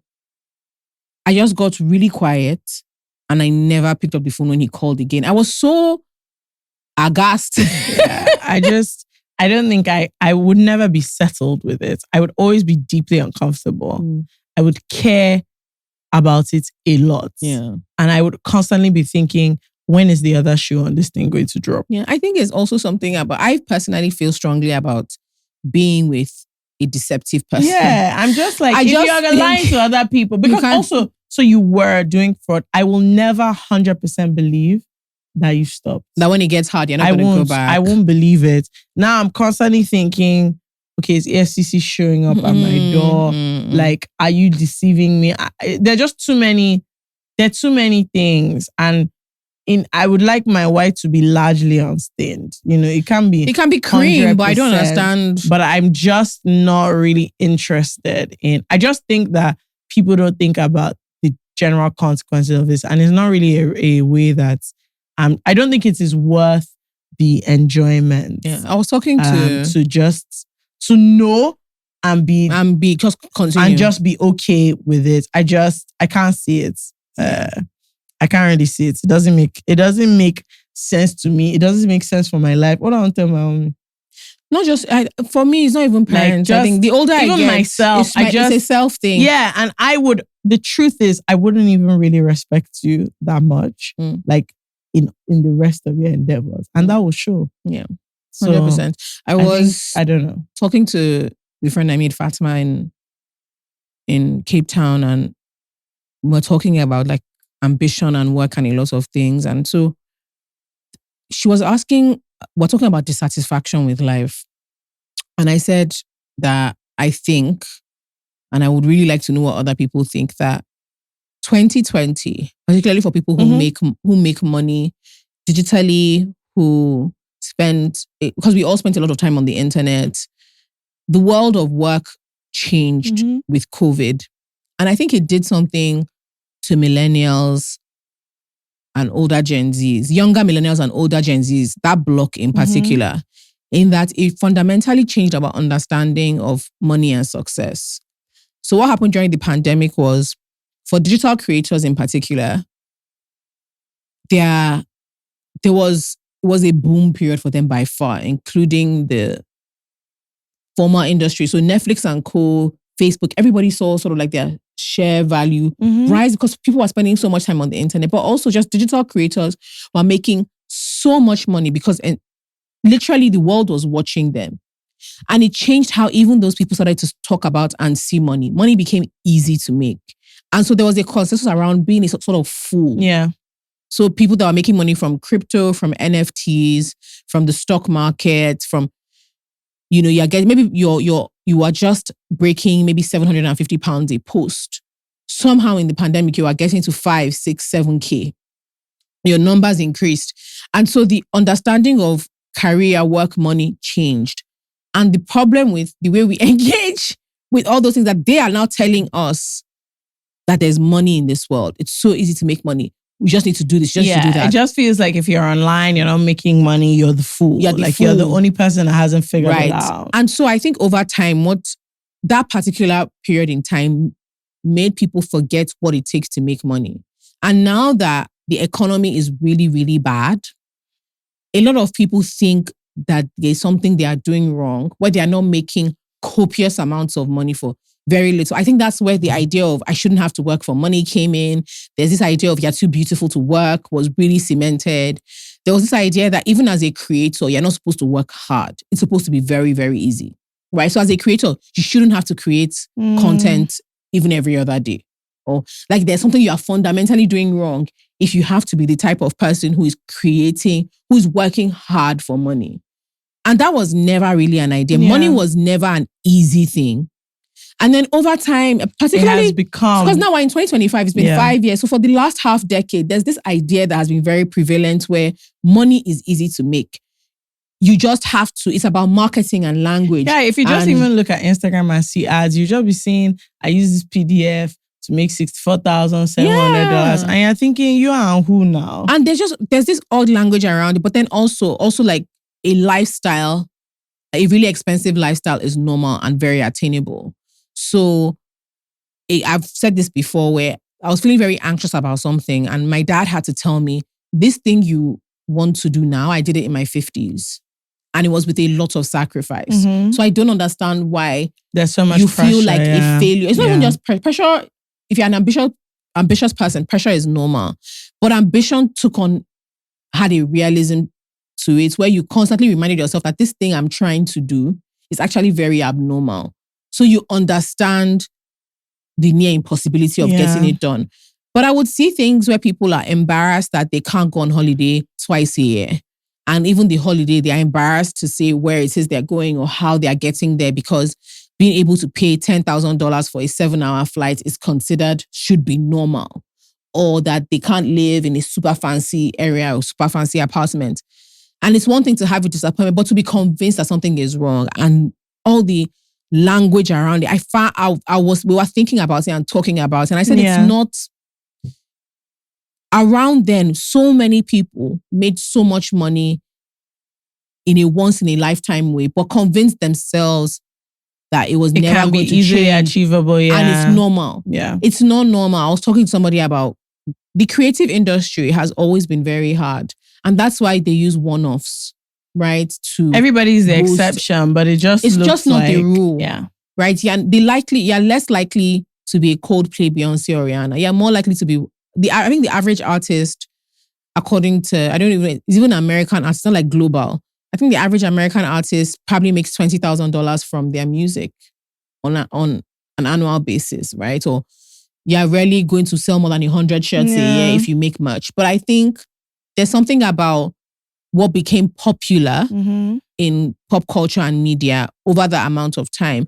So people in finance who are doing quite okay are annoyed that they are not able to become these like guru multipliers in the market and play around with millions of dollars every single day. And then you have people who start a small business and are very confused that the business broke even in its first year and there's something you're doing wrong. Meanwhile, pre-pandemic, that was considered an SME was quite normal for that to happen.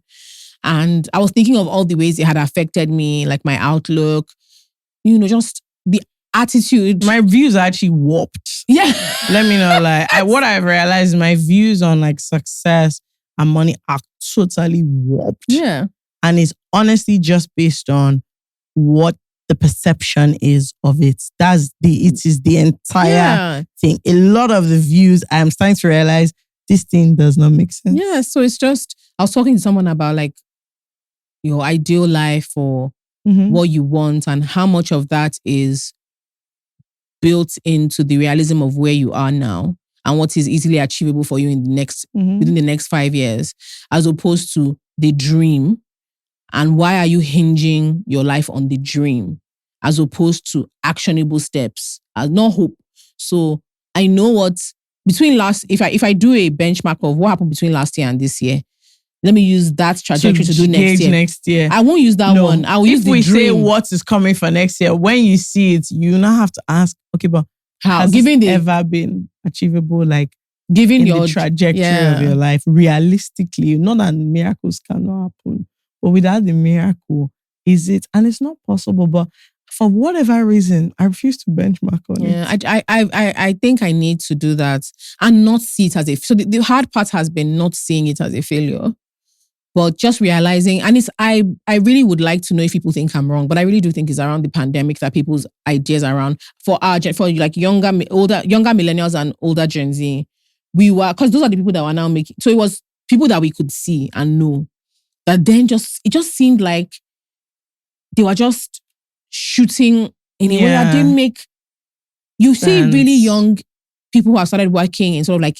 Because being an influencer is a job now. Some people don't like terming it that way, but it just is what it is. It's a career path. A content creator and an influencer is a career path. Okay, let me say influencer because not everybody's an influencer, but there are lots of content creators. There are content creators that were so frustrated at the fact that their first year as content creators, someone will say, I only made $10,000 this year. And I'm thinking to myself, that's maybe $800 a month. That's not the worst thing in the world. That's $800. A lot of people don't make any money for the first 3, 4, 5. But because of the pandemic and how people grew in that time, they thought something else. People were able to use social media in a very specific way in that time. And so businesses grew in a weird way. And that became, and then they would use their outlier story to create a narrative that just took hold. And people become failures. Like you're between 27 and 40 years old, and you feel like a failure that you don't live in Ikoyi. But your parents moved there when they were 60. So what are you talking about? Yeah. After a 30-year career in finance, law, like heavy. Yeah, I don't even know if it was the pandemic, but for me, I will attribute it 1,000,000% social media because when I say warped, I realize that my perception of where I should be is based on there's nothing tethered to reality. When you check and you look at, okay, but this is where we are. This was on ground. Where my mind is not near the ground at all. Because, and it's just, but all this is achievable. But like, for who, how, and also, through what pathways. There's just all these things that you're constantly feeding your mind with. And it's not that we should not be, I'm deeply ambitious and I believe that you can leap, but I just think that your feet has to be on the ground. Yeah. Your feet has to be on the ground. Even around weddings, I was having this conversation, funny enough, with a friend of mine yesterday. And she laughed. She was like, you're so ridiculous. And I said, I had to think about it honestly. In that more and more, I tell all my friends now that are getting married, when they call me with sort of like an anxiety, I always tell them, this thing is not real. This thing is not real. I said, this $7,000 dress you want is not real. Like I can promise you that you can find a beautiful dress at whatever price you can afford. I said, stunning. This thing of you saw maybe I went to Fakem, good example. I went to Fakem's mother's 60, I hope you're hearing me, her 60th birthday. And I saw she gave out some things as souvenirs. And I said, this is what I want to have. And then somebody does the math for me. And I start getting angry with myself that I can't afford to spend the lady is 60. This lady is 60, has had a career in law and education, built one of the best schools in the country. Who are you? Because they're 60. You can't have it. Like it's actually, what we have to start questioning is, it's not realistic to want it. Who are you? It's not realistic to want it. You can't afford it. And that's the fact. Come with me to do my hair, I went with you. You got there and you said 300K. Is it not good for me to went out? What? I can't want this thing with you. I have to turn it off. I can't want it with you. And I were talking about it and she was laughing because she's like in a really high-flying career. But we were just laughing about it that we've become insane where your wants are just so extravagant. And let me know, like, also, we don't help ourselves because, and I remember the first time I did this thing, actually, you know, when adults hold you and you're like, when we get home, that's how I was to myself. I remember I went somewhere and I just thought, so there's no hands already. As somebody else's event. I just saw what's happening here now. And I was just like, when now start? And I didn't say it out loud, but I was just like, Very shy. You make yourself shy. I said, wow, I'm feeling disgusting because I just had to be like, hold on for a moment too. Because I've seen those prices, they are somehow. When did this one start? Where now I even have my own benchmark for what the big wedding should be. What a good one. What a good one should be. As opposed to what the hell these two people want to do. And they've even seen it fit to invite you and your big mouth. Yeah, I was talking to a friend of mine that got married. She had an amazing wedding. She said from time to time, her and her husband just say, we were so stupid. That they've never put that amount of money into any project. No. Which makes me shift to something else. Even your house.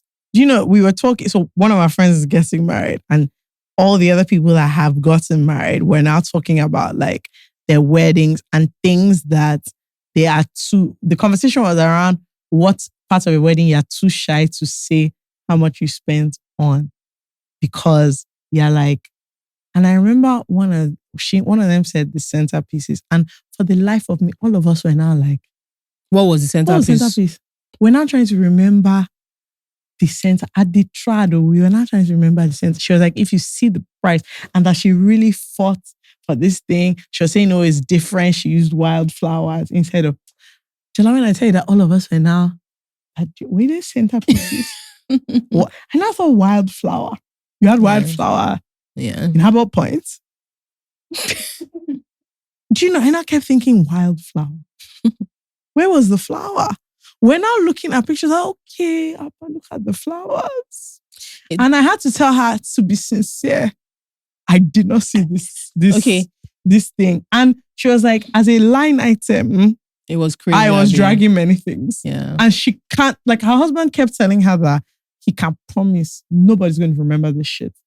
And so all of them, and it was funny because everyone had their version of the stupid thing that I spent money on that I thought would be like, oh, this is unique. And everybody was just like, anyway, we're going to another wedding next weekend. So, and it was just so funny because these are things that this girl now, there's no flower in her house at the moment. Forget that part. It made me shift to another thing. So we were driving to like a different wine farm. So we were gisting because that's what happens. Instead of you to sleep, 4 babes in a car just wah, wah, wah, wah, wah, wah. And I was telling them how maybe because I've not gotten enough hate this year and insults, so I'm going to bring it here so that they can really have a great time. That I've come to a conclusion about something. If you are a young woman and you spend more time thinking about your ideal relationship, your ideal husband, your ideal wedding, than you do. If people sat down and put in columns how much time they've put towards planning a career, because now on average, people spend 6 months to a year planning a wedding, right? 6 months to a year planning like that day. There are very few people that have spent the equivalent of 6 months to a year planning their career. You said 6 months. Planning, no, I'm just saying. What's planning the like weekend? Planning. And I was thinking about it as a woman who was so women, and I'm talking as a Nigerian woman who knows lots of incredible women. The things that I've seen my friends build, whether it's a business, it's a career, it's people build crazy things. And I always think if more women talked honestly about how much time are we encouraged to spend talking doing about that versus, if you think about the dress. people spend so much time planning those things. And I'm not saying it's a bad thing, but we never are encouraged to think about even your home. People don't spend time thinking about their homes in that same way, right? Or the kind of life they want to have, the kind of career they want to have. And this is why I'm saying it. I'm talking about the people I know and the class I'm from and the younger girls that I see getting really carried away with it specifically. You are a graduate whose parents have spent a lot of time, money, and investment in your future. You cannot allow society convince you that the best you're ever going to look and feel is your wedding day. You are incredibly skilled. There's some people that think, oh, you're saying that, you have a podcast, blah, blah, blah. You are a project manager. Think of all the efforts and resources you've put into your project management skills. Or you are even not your life just as a whole. You're not in the top 20% of your skill category. And it's not that it is impossible. It's that you've never even thought of it as a possibility. But someone has convinced you that you can look like the best bride ever. So you're putting all the resources into that thing. And we were talking about, and they were like, Jola, your own is always long. I said, no, you guys, let's be real. We have to actually how many times have you ever sat down and you've seen your little cousin and you've asked her, what do you think it would take for you to be the best at X? She cannot answer you. But if you ask her, the wedding, you said the cut of diamond, she can open a Pinterest for you and tell you. And look, I have the Pinterest also. So I'm actually not joking. I'm actually not joking. I'm very invested in people's rings. And mine as well. So I'm not joking. But the truth is that when you start to break it down, it starts looking crazy. It starts looking crazy because you use 1 year to plan one weekend. And you've never used important weekend. Though. And you've never used one weekend to plan a life. Any other thing apart from that. And it's important, but I'm always like, but like we've gone really, I think particularly foul. Me, I care about women. And I know even the anxiety around how you are perceived because of who you choose to be with and how you guys look on that day. And how the day is, the elements it has, the things that are like now, and worse now because they're now markers of like cool or interesting or this is a sweet wedding. There are all these weird things people look at and say that have made it more than what it is, which is the celebration of these two people deciding that they are going to marry. Yeah. I just really want anyone who's listening to us to correct me if I'm wrong, insult me if I'm wrong. But the amount of time and effort women in particular, because you know that whole thing of this is the best you're ever going to look. It wasn't a back and forth, but we were going back and forth about it. And she was like, it's a big day. I said, that's one of the things I really appreciate having a forward-facing career for, right? Fekemi and I have had to dress up multiple times. And because we've done that, I've seen multiple versions of my face and my body and what I can look like. And I've gotten attention multiple times. And so I'm like, I think what we should push more genuinely is achievement. Just encouraging women constantly to find achievements. And it doesn't have to be like a big thing. Whether it's just like you are constantly working on achieving something that makes you feel good. So that it's not, you don't wrap up all those feelings into this one day. Because the truth of the matter, we can all be honest, the scales are completely tipped 100%. in the favor of like the focus, the energy, even when we gather, the conversations around man, relation. And we just have to be honest, it's a lot. A lot. A lot of your life, a lot of people still struggle with not feeling whole and complete until they're partnered. This is just the fact. This is just the fact. There is still a sense of what is wrong with me, no matter what you finished achieving inside your life. So, we all just have to, like I said, we are also there. We all just have to be a little bit honest. It is too much of a time sink and focus of your entire life. Every time. And especially here culturally, we really need to kind of do something about it. We just thought about it and we laughed about it. And it's true. I do think there's just it's not enough. Women aren't encouraged to achieve outside of certain markers enough. Yeah. And I think about it a lot more now. Like obviously it's December, so I'm starting to be like, what are all the things I really want to do next year? Yeah. And what would make me feel good? And I know how I felt with. We've actually done like a lot better than I thought we did this year. When I saw our numbers, I was like, oh, this is nice. When I saw our numbers, I was like, nice. Who this? But I just really, in thinking about what we value and how we spend our time, for people who are super capable now, people joke about like girl boss feminism, and there's a reason why in the 2016, 2015, 2013 to I think 2017, it was a very big thing, because for a long time, there are things people take for granted now. There was it was almost like a revelation at the time. It was considered mind-blowing at the time to be capable in some ways and to try some things. But honestly and truly, it's just not a good way to spend time and energy. I was even joking with my friends that I suspect that a lot of people that feel disconnected from their partners after the wedding, and they say it's like post-wedding blues, and after you marry, the devil is after your marriage, is because of planning. You actually spend a lot of time working on a project with your partner. So you're constantly talking, getting back and forth. You're making decisions. Laughing, making decisions. And then now that big thing is done. It's done. And you guys actually are not engaging in the same way. So you now start disturbing pastors telling us that the enemies after your marriage is cold. Is that no, you people are bored. You have nothing like there's doing nothing, together. There's no dates coming up that is like significant that everyone is working towards. Forget everyone. I said the two of them. No, think about it. I said, so now you're running from pillar to post. Honestly, if you're honest, I remember one of my friends talking about the shock from the attention dip. Oh, yeah. 100%. Because you're the bride. And that week leading up to it, from your shower to the focus is on you 1,000,000%. Everybody's attention on you. And then day is done. Yes, because and the next day it has finished. Because your friends don't have anywhere to be or anything to do, anything to check with you. So if you guys aren't cultivating, there's no are you okay? Have it nothing. You're and fine. Then, remember, we now don't have groups. Yeah. So there's now not even anywhere for us to move. Oh no! It's all full circle. Yeah, so exactly. And she was just like the shock to her that nobody was now looking for her again. Yeah, after she's no longer the bride. Yeah, we have to. I want to just encourage babes to don't. It's a fantastic thing to do, but there's a life to plan. Yeah, let's picture other things. Let's picture other things. Let's invest in other things. Let's enjoy other things. But that made me laugh. And when I said I was going to say the Shady was like, they were busy again. I said, there's no problem. They see no rings, no Allah. Yeah. This has been mature and fun. Yeah, such is life. I'm so excited we're getting to the end of the season.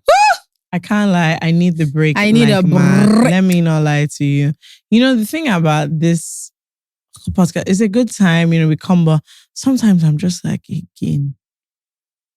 Like on this day, okay, but before we just been in traffic or something, I'm just like, and now we have to come here, and I can't really bring all of that here because this is a different thing. So honestly, I'm looking forward to the break. We'll be back. Let's even go and have stories. But what are you going to do during the break? I wanted to go for a ton of concerts, but those prices? I'm going to need to see. Full stop. That's a full sentence and ends in full stop. And that is where if you are looking for me, the concert, if you see me at another concert, what it means that I got there. I didn't have any plan.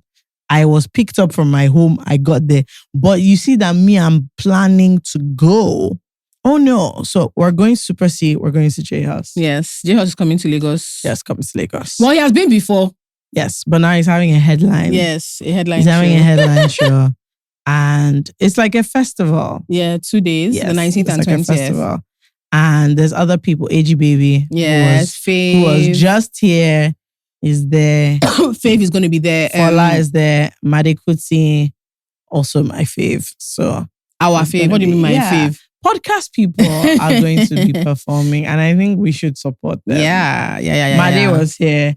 AG was here. Perhaps that's the path to success. Yeah. Who knows?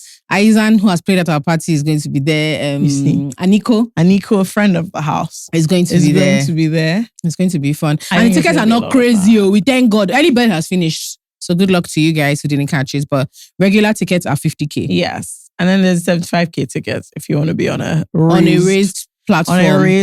How much are tables? 750, 1M, 2M. You see, things are happening. Because I've seen some. I've seen a lot. Some prices. I've seen. Anyway, we just been talking about what's realistic and what's not realistic. I said that's not realistic. Yeah. But like you can go and the max, if you people share it based on how many people can sit on the tables, you spend less than 200K. Yep. You have a nice table. And you You know. bounce. You bounce, you watch Chaos. I think on the first day, there's also Caveman. Yeah. There's a bunch of people. There's also activities. There's like a food corner. There's master classes. Mhm. There's a bunch. You can be there the whole day, enjoying, and then rock off in the evening. So Yeah. those are the things I'm doing. I really want to rest. Other Sha. than that, let me not lie. I'm not participating this year. No, we're doing some things, but I'll let you know. Okay. Like other than our own events, I have to be frank with What you. of chaos stuff? Okay, I'm going on Sunday. Yeah, now. So you see, No, but friends don't count. Fair. events don't count. Yeah. Because I'm not going because of the events. I'm going and they will be fantastic. But I'm largely going because you're my friend and you're having an event. Okay, please, you guys might have to cut this out for an ad. Not an ad, but like a snippet because it's urgent. You guys, please, I need Taylor that can help me do I have a wedding on the 19th. Let me explain what I want to do. Is Iro and Buba, but I want fitted Iro. And you can't find it, Taylor. Fake me. Let me know These like the IJGB prices that I'm seeing. Somebody told me 75K Anyway, for Iro I and also Buba. need No. a tailor just in general, like in my life. That's the first one. Second one is we have our live show outfit for our party. We don't have party outfits. We don't have party clothes. We don't have and it. we're not proud. Please give us If somebody has something that we can, because no, somebody offered and she should not be annoyed. But when I saw it, I was like, this is not party. This is not like a dancing. Yeah. You guys saw what you wore last We need year. wears. I need shorts or a miniskirt, Yeah. please. That's what I'm looking Laps for. should be out. No corsets. I need Please, to I eat need to at be our free. party, and I need to be drink, free. and I need to be able to Laps dance. should be outside. That's very important. Fakemi doesn't mind cleavage. Me, I don't like it. So if you send me anything that has cleavage, I won't wear it. I don't like it. The truth is that you people, I'm actually not even trying to be funny. My friends, one of my friends on my breast for the first time because we're tuning together. And I turned around and her mouth was open. She has known me for over 10 years. She was like, Jola, this is Do you know, this thing always happens in like odd context where someone is like, you have a big bum bum. And I'm like, I do. I'm like, I act, the thing is, I do. And I'm glad that I'm like, we've known each other for how many years? Yeah, but for specific reasons, it's so funny. I just don't like anything that brings attention to my chest. Yeah. So please just leave it alone. They will bring, someone said that they have a deep cut V. I said, for who? Me. Cut? I said it can't be I don't for mind me. my breast being outside. No, thank Let's go you. for that. So Fehemi will figure that out on your behalf. Yeah, but please. But then also, I'm very, yes, the live show, people have been messaging me from far and wide. Tickets have actually finished. Guys, I'm so sorry. I'm actually sorry. And so when I was leaving church on Sunday, one girl said, you know, she can do personal content creation for me. I said, I even wish you pitched something else because that's I'm not your target for there. Yep. Why should you be following me up and down with the camera? Tickets are finished. And I'm not trying to make you jealous, but like we've been working on our Wheel of Fortune for the live show and it's good. It's good. I'm actually sorry that you didn't get it. But then we decided that not to be too wicked. So we also like did some stuff for the party. So we have a Wheel of Fortune for the party that's going to be a lot of fun. It's unfortunate that some of you aren't coming, but you know, what can we do? But the party, we still have tickets for the party. Please come to the party. That. Buy tickets for the party. Our bar is going to be great. We have 4 DJs. 4. We have 4 really, really cool DJs. Look, it'll be a time. It's going to be cool. It's going to be a lot of fun. Yeah, I said what I said, boys and girls are a lot of fun. Yeah. It's going to be fun. They're going to be a lot of fun. Yeah, I'm very excited. Food. There's going to be drinks. We're ready. Yeah. We're ready. We're readier than we were last year because we are not going to be using what's the name of that bagger? That sound? That sound bagger from last year. That one, his family people wanted him to fail because it can't be me. It can't be me. He wanted to fail. But God will not allow him. God did not allow him fail. And here we are again. So I'm very, very excited. So please come to the party. Come I would say come to the live show, but you can't. You can't. Even them not even like me. It's fake. I mean, that said we should do live show. I said live show. Just give me my party. Let me rock off. I think it's. But Fake said we must. So I said, but fine. Please, all of you that are coming to the live show, know what you're saying ahead of time. Oh yeah. You know. We'll discuss. But anyway, we'll have a good time. The party, come one, come all. Mm-hmm. There's still tickets. Please buy. Yeah. Please be there. Yeah. And what time does bus start? 8. Very good. It ends at 2. But 8 o'clock is 8 o'clock. Like us, we don't start things. Some people will start things late. No, the music will be on at 8 The music is on at 8. In fact, 7:30. You can Stuff is already begin popping off. boogieing down. Don't worry yourself. Those of you that have 10 p.m. coffee, you can run 1 hour. You and can go run 1 or 2 hours. You can quickly go home. Can run 1 By hour the time and they look go at your home. content, they will know that you left early. Exactly. That you left early. So you Because can the do DJs from jump is bam, bam, bam, bam, bam, You bam, can bam. do it. If you have where else you are going, come And then go we there. don't mind. We don't Yeah, mind. when we say we finish at 2, us are finishing at 2. We'll be having a good time. Don't worry. Probably, we're yourself. going to be frolicking Do not and worry lolicking. yourself. It's going to be a great one. All right, guys, we will see you next week. Bye. Bye. This episode of I Said What I Said is brought to you by Carousel Networks. We are your hosts, Faye, Kemi, FK Abudu, and Jola, Jules Ayeye. Our producer is Debbie Romeo. Our social media manager is Najite Anira. Our cinematographer is Divine Nabuko. And our camera assistant is Abolade Luyede. Our production associate is Theresa Jai. And our sound engineer is Mufulua Shodada. This season of I Said What I Said is brought to you by Miss Bam. This season of I Said What I Said is brought to you by Missan by Bamboo. This episode of I Said What I Said is brought to you by Music City Central.